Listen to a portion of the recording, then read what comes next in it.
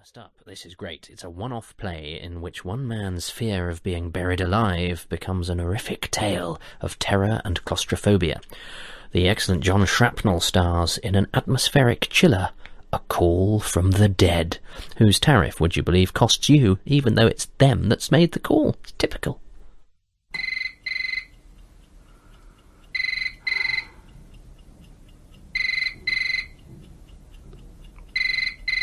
A Call from the Dead by Carey Harrison.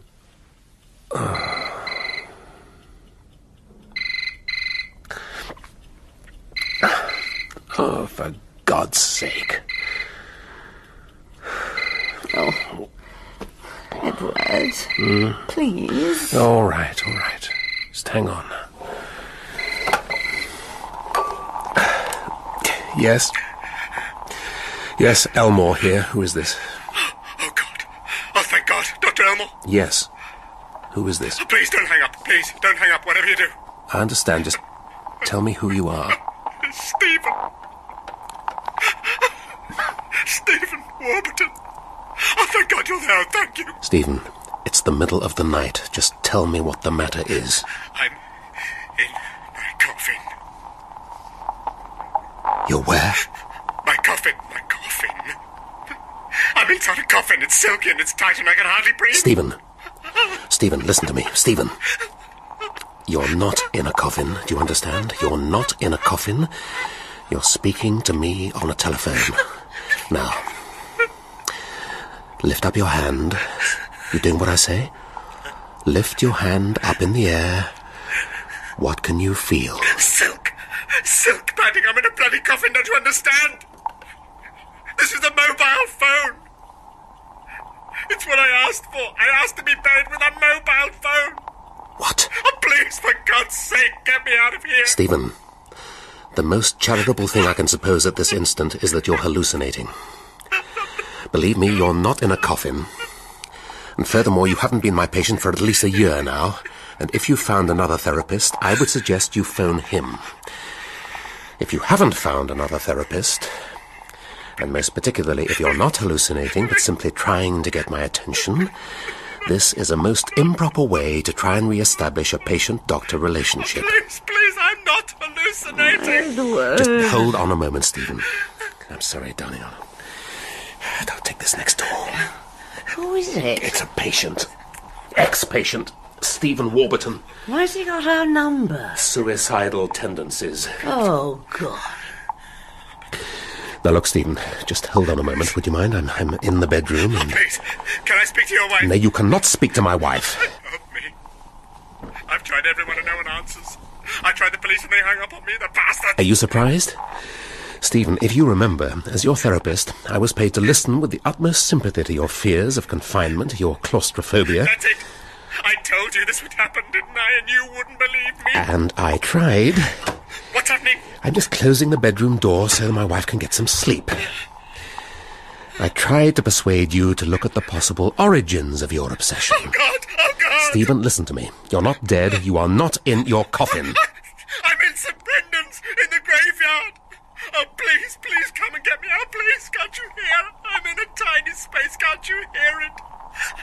I'm running out of air. I'll go crazy if you hang up. You will not go crazy, Stephen, and you won't suffocate. I tell you, I'm in a coffin at St. Brendan's Cripplegate. Stephen, how would somebody know, if they were in a coffin, where that coffin was? And why on earth would you be in Cripplegate? You live in Chiswick. Because my parents were buried in Cripplegate and there's a space reserved for me. All right, Stephen. Now, if you want to resume treatment with me, be so good as to phone my office in the morning and we'll talk about it, all right? No, don't hang up. Stephen, I'm hanging up. We'll talk in the morning. In the morning, Stephen, after 9. Get some rest. Good night. Dear God. Did you talk him out of it? Oh, you're still awake. Oh, God, I'm sorry. Did I do what? Talk him out of killing himself. No, he wasn't suicidal this time. No, too late for that. Claims he's already dead. What? He says he's talking to me from his coffin by mobile phone.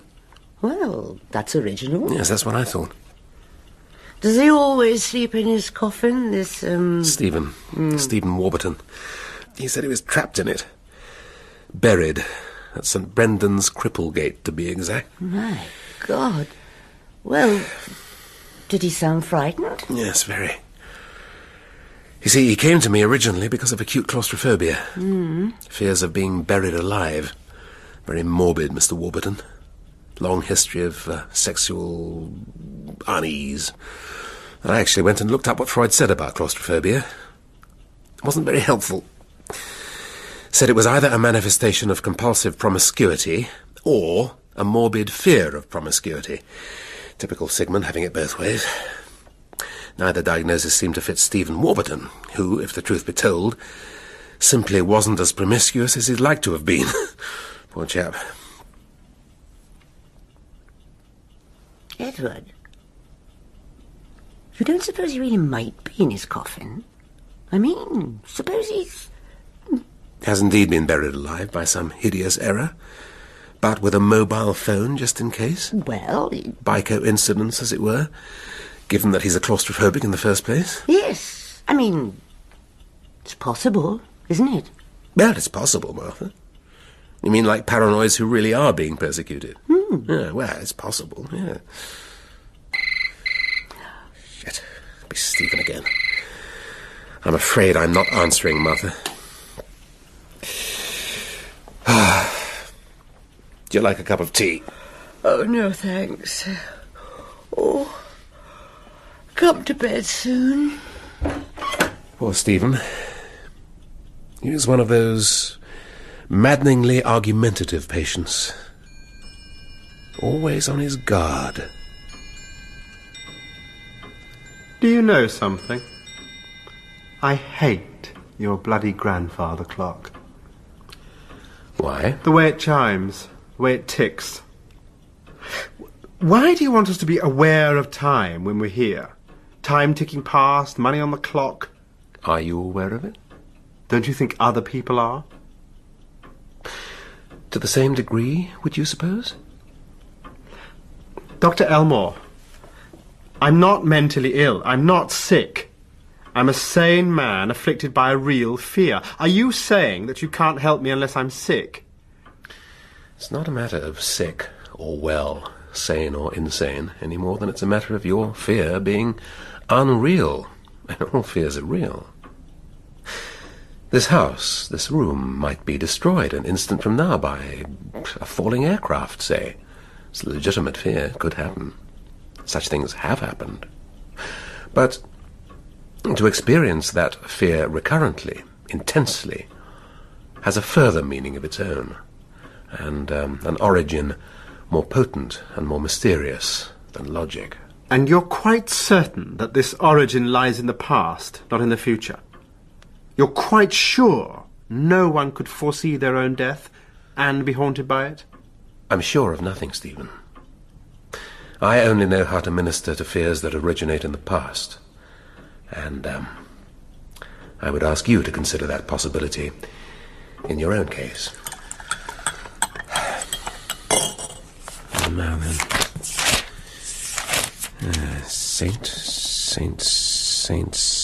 Saint Barnabas, Bartholomew, Benedict, Borromeus. Ah, yeah.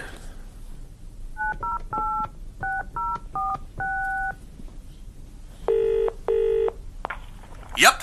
Oh, so sorry. I'm sorry to phone you at this hour of the night. I found your number in the book. And... Quite all right. What can I do for you? Well, it's rather... I never sleep. At least, not a lot, and not at night. I was right by the phone. People know that. They often call me in the wee hours. Neville Barber's the name, Vicar of St. Brendan's. But you've probably figured that out. Or do I know you? No, in fact... No, I thought not. Well, fire away. Reverend, Nev. Sorry? Everyone calls me Nev. Rev Nev, you see? Go ahead. Don't let me interrupt. Well, it's this. Nev. Wonder if you can tell me whether, by any chance, you recently buried a man by the name of Stephen Warburton. Yep. I'm sorry, you did? Yep. Friday. Oh, no. problem? Was he a friend of yours? He was a patient. I'm a doctor. Oh, my God. Look, you're not going to believe this, Reverend. Nev. But he's still alive. What? I've just had a call from him. A phone call. He said he was pretty hysterical. He said he was in a coffin on a mobile phone. No, hold on. If this is a joke, No joke, I swear it. Look, my name's Elmore. Edward Elmore, clinical psychologist. Look, tell me how to get there. I can be there in 10 minutes, 15 at the outside. No, hold on. Look, don't you understand? The man is dying. He's desperate. He's suffocating. Yes, all right. But what I'm trying to say is, shouldn't we call the police? I mean, surely that's the first He's thing. already tried that. They didn't believe him. Well, they'd believe you, wouldn't they? If you are who you say you are. Look, Nev, listen to me. Unless you want yourself, your name and your parish all over the tabloids tomorrow morning. Whoops, sorry, thought you were dead, says Rev Nev. Unless that's the kind of publicity you want, I strongly suggest you tell nobody and meet me in 10 minutes by the churchyard with whatever picks or shovels you can lay your hands on. But my dear man, you can't go around like Birkenhair digging up anyone you want. Look here, you need Home Office permission to exhume a corpse. We're not going to exhume a corpse. We dig, we lift the coffin lid, he climbs out of his own accord. We're not exhuming anyone. Now give me some directions, for God's sweet sake!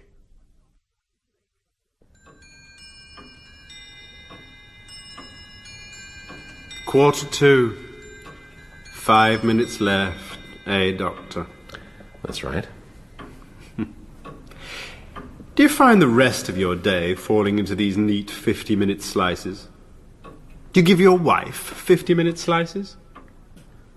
Do you give your wife 50 minutes every evening and then, almost involuntarily, yearn for a change of face?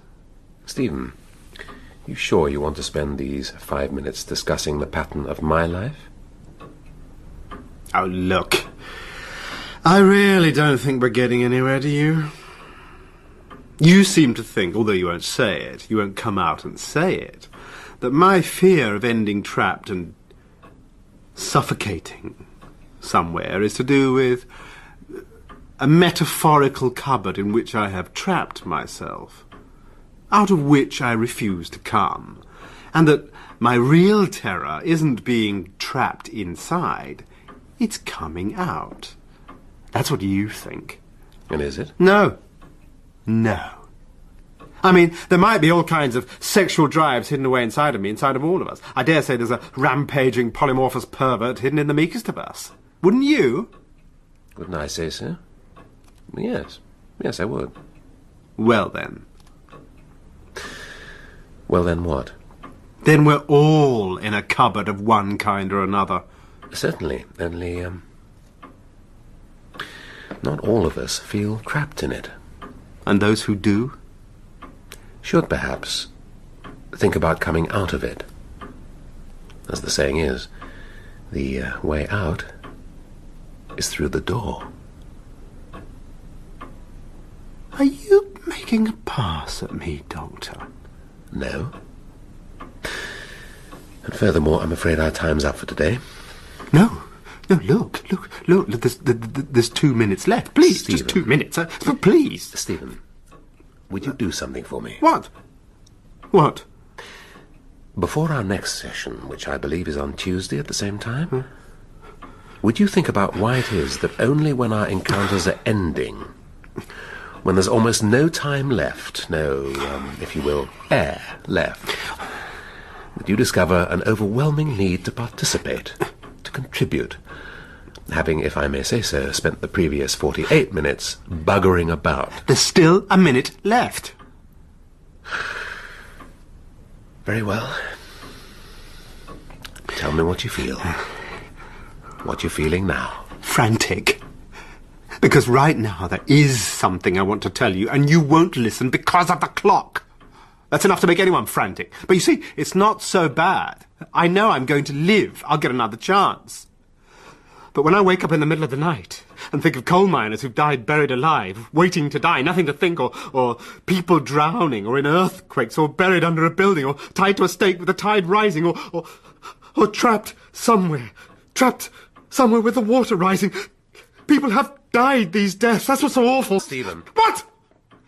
I don't think you've ever understood how literal it is for me, or what it's really like to picture these things. It's not like your bloody cupboard, your stupid bloody erotic cupboard. It's about breathing and thinking when there's nothing left to do but die. Stephen. Don't shut me up! 10 seconds left. I've nothing to think. No thoughts. Nothing to do but die. Stephen. 5 seconds. 4. The only comfort is that you will die. You must die. It will end. Stephen, look. Look at the clock. Now, you see, you've outrun time. But it's all right. You see, life doesn't end at 10 minutes to the hour. Do you remember the chess match against death in Bergman's Seventh Seal? Yes. Well, like Bergman's chess player, we can't outfox the Reaper. Not even by saving up our words to fling at him when the 11th hour comes. You have to live now. There's nothing for it. Yes? Oh, you're there. Don't hang up. Stephen, I'm on my way. It's all right. I've spoken to the to the vicar at St. Brendan's, and I'm in the car now on my way to him. Be with you in a matter of minutes. I can't breathe. Yes, you can. You can just hold on a little longer. Take it easy now. We're on our way. Do you hear me? Stephen? Stephen? Are you there? Can you hear me? Oh, damn this machine. Stephen! No, get out of the way! Go on, move! Stephen! Stephen! If you can hear me, just hang on! Look, I'm not threatening suicide. I didn't say I would do it. I'm not saying I will, all right? All I'm saying is that there are times I'd rather do it my own way and be sure that I'd never have to face that particular death. By suffocation. Yes. Stephen, do you ever think that if you ever did have to face suffocation, it would almost be a relief that it had finally happened? How long have I been coming here? 2 months? 2 months, and that's the first intelligent thing you've said. Is it? Why on earth have you been coming back then? Well, not intelligent. That's not quite what I mean. Insightful. The first thing you've said that shows you've got some capacity for empathy, some imagination. So why have you been coming back to see me, Stephen, if I've been so lacking in empathy? I'm not looking for empathy, Edward. May I call you Edward? Certainly. I'm looking for help. I'm looking for a helping hand. I'm looking for a reason not to top myself. You think I'm gay? Do you? Stop these games. No games. I have no purpose other than to let you find out what you feel. Stop these games. You feel something too. Explain. Please. Won't you give me a helping hand? Not if that's what you mean, no. You'd rather I topped myself. Well, it's your life, Stephen. No one can save another person. If that's what you came for, you've made a mistake. Edward Elmore. Hello. Thank God you came. Got shovels? Good. Now, what's the matter? Look, I'm sorry. What? What's the matter? Come on, there's no time to waste. Look, I'm not sure about this. Oh. And to be honest, I've been thinking, pangs of conscience, I'm afraid, ever since I put the phone down, and now, standing here in the sacred quiet of my own graveyard... Never mind your conscience, Father. This man's life's at stake. Edward, I want to know one thing. You do believe, don't you? Believe? Believe in what? In God? For God's sake, Because Nev. if we're going to desecrate holy ground... Nev, listen to me. I am an atheist. I believe in life, all right? The life right now, never mind the hereafter. No, That's stop why right there. What? No, stop right there this minute. Oh, for goodness sake. I am not digging up a grave with a confirmed atheist, an What unbeliever. the hell has belief got to do with it? This isn't going to be a religious ceremony. It's a dig to save a man drowning in earth. It's a violation of holy ground, Doctor. I cannot, I will not. Then give me the damn shovel. Let me get on with it. No, I'm not letting you do it. No! Do you understand? Do you want to speak to him, then? What? Here's the phone. Now, you speak to the man. He's suffocating under 1.5 tons of earth, he's choking to death, and we're his only chance of life. Now, you tell him that you won't save his life because you're in the company of an atheist, all right? Now, there you are. Take it and tell him. You mean he's there? He's listening? Stephen? Can you hear anything? What? Here. Can you hear anything when you listen? Yes. Yes. He's breathing. It's faint, but... He's alive. Yes. Thank God. He probably just passed out. All right, come on. Quick! Come on, for God's sake, Nev! Oh, all right. You know, I barely knew him when he was... before he was... Give me the phone. Oh, yeah. Stephen. Look, Stephen, if you can hear me, we're on our way. You'll be out of there in a moment. Oh, well, you say a moment, but there's a fair bit of digging to do, you know. Oh, that's it. There. What? Where? Right here. Here, look. Well, where's the headstone? Oh, there's no headstone yet. All right, come on. What did he die of? I mean, supposedly, do you know? Heart, wasn't it? Well, whatever it was, it obviously didn't take. Oh, God. Ooh. So, what you're saying is, Edward, Doctor, that you're dispensing with my services. The other way round, perhaps. I'm questioning whether you have any further use of mine. It is, after all, my services that you're employing. Then how come you're firing me? Oh, don't be absurd, Stephen. How can I fire you? You're my patient. But I think you should be asking yourself why it is that when I suggest you might not, after all, be benefiting from these encounters, that you see yourself as being, in your own words, fired. Expelled. Rejected. Stephen. Discarded. Stephen. I'm loath to use the word should once in a therapeutic session, let alone twice. But frankly, what I think you should do, rather than continue to seek from me various kinds of satisfaction that I cannot possibly supply... Edward, is... have you listened to your own language recently? You're as contorted as a snake with indigestion. ...is to go out and have a shamelessly good time. Do you follow me? Whether claustrophobia is concerned... So you do admit it? Yes. Yes, of course. I don't think you're inventing it. I just don't think that that fear means that you're actually going to wake up in your grave. I mean, that's nonsense. Do you hear me? Please, don't send me away. Please. As I say, where claustrophobia is concerned, Sigmund Freud and I agree on one thing. Please don't send me away. Namely, that the best and only cure is pleasure. Don't. Please. So will you, for God's sake, get the hell out of my consulting room and go and have a good time? Because quite honestly, and I'm speaking now both privately and professionally, or unprofessionally, as you wish, I don't care. I'm sick to death of you, Stephen. Help me! Oh, Stephen, we're here. We're right here with you. Now go on, Neville. Go on, for God's sake, get the lid off! I'm trying! It's stuck somewhere! Oh, no, it's coming!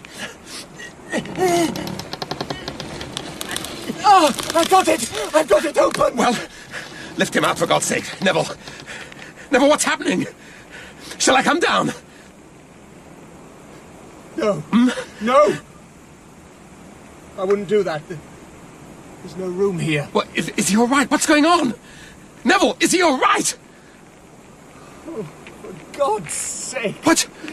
You mean I dug this bloody hole for nothing? What? What? He's dead. Oh, no. No, he can't be. Lift him up, man. Please. Look. Where's the torch? I'll come down. No! No. This man's been dead a good while. He's stiff and cold. He can't be. Long dead. I've got the torch here. Now, take a look. But he's dead.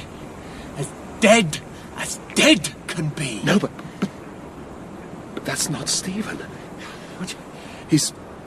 But look at him, he's old and thin. Well, he was an old man after all. What? Stephen Warburton.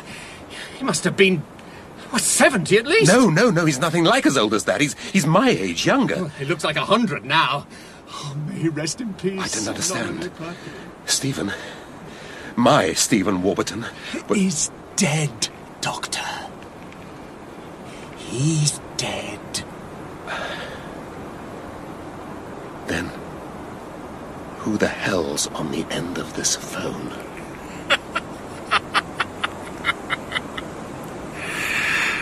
I am. Stephen Warburton. You've no idea what fun it's been listening to you, Edward. Listening to you going through it all. Edward? Are you there? God Almighty. You poor, sad bastard. What's going on? Stroke of luck, that's all. I saw it in the newspaper. Chap with my name. Dead. Burial at St. Brendan's, Cripplegate. And it's intriguing. Someone with the same name, dying. I actually went to the service. I pretended to be a long-lost relative. Which I might be, of course. And the whole thing... It was oddly therapeutic, really. He was dead, and I wasn't. Poor old Stephen Warburton. I sat there wondering whether perhaps he'd get my fate. The one I've been dreading all these years. Whether perhaps he'd wake up in his grave instead of me. Whether I'd been dreaming his fate. A fanciful idea, but... that was when the idea came to me, you see. Of phoning you. Yes. I see. I think you've been the victim of a peculiarly cruel hoax. Thank you, Neville. And I think you should prosecute. Because if you don't, I jolly well will. Let me speak to the little so-and-so. You won't prosecute, either of you. You'd look too stupid. Think about it. A pair of idiots rushing out with their spades and shovels, digging up a corpse in the middle of the night, on the say-so of a voice on the phone. You'd never live it down. Especially not you, Edward. You'd be a laughing stock, eh? So, I'll see you in the morning at your consulting rooms, right? Shall we say 10 o'clock? We'll forget about the past. Start afresh as patient and doctor. Clean slate. Perhaps even a reduced rate for an old friend. Now, what I suggest is just take a last look at the dead. I'm sure you'd like to take a peek. Go on, look at him. That's what awaits us all. Then, put the lid back on the coffin, shovel the earth back in the hole, and go home. Go home and try and get some sleep. If you can.